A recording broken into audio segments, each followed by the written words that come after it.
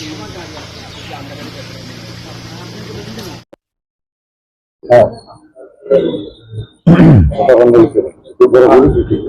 তিনজন ব্যক্তিকে অ্যারেস্ট করা হয়েছে বা সন্দেহভাজন ব্যক্তি, সেই বিষয়ে কি বলবেন? আজকে ভোর রাত্রির দিকে একটা গোপন খবরের ভিত্তিতে শালমুড়া বিএসএফ, বিপির বিএসএফ এবং যাত্রাপুর থানার পুলিশ টিএসএফ পার্সোনেল মিলে একটা আমরা যৌথ অভিযান চালাই। এই অভিযানের ফলস্বরূপ হিসেবে আমরা একটা সেফরুলেট, লাল রঙের সেফরুলেট গাড়ি আমরা আটকাই এবং এই গাড়িটাকে তল্লাশি করে গাড়ির ভিতর থেকে আমরা 14,000 ইয়াবা ট্যাবলেট উদ্ধার করতে পারছি এবং গাড়ি এবং ইয়াবা ট্যাবলেট আমরা সিজ করছি এবং গাড়িটা আমরা তারা নিয়ে আসি। এবং আজকে এই যে ঘটনা, এটা কে মালগুলা আনলো এবং মালগুলা কার কাছে বিক্রি করব সেটা তদন্ত সাপেক্ষে আমরা দেখছি এবং এই বিষয়ে থানায় একটা মামলা নিচ্ছি আমরা।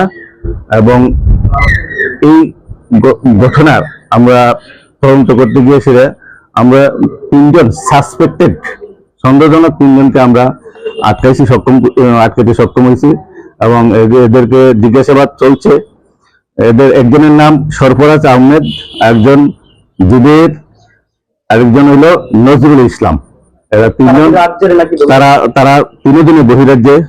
তাদেরকে আমরা জিজ্ঞাসাবাদ করছি, চলছে এবং ইনভেস্টিগেশন সাপেক্ষে আমরা দেখছি। এই যে আমরা ইয়াবা ট্যাবলেট ধরতে পারছি, বর্তমান বাজার মূল্য প্রায় 1 কোটি টাকার কাছাকাছি।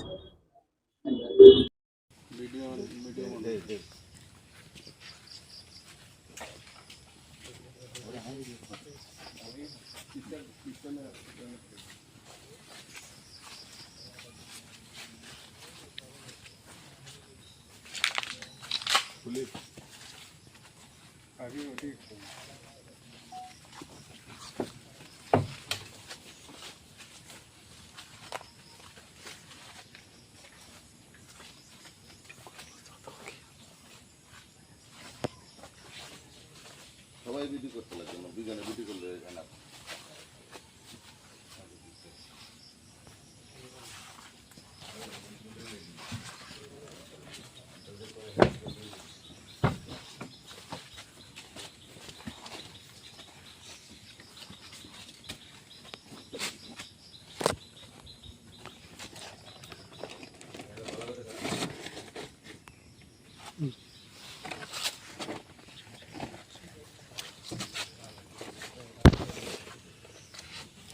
पेपर होता है।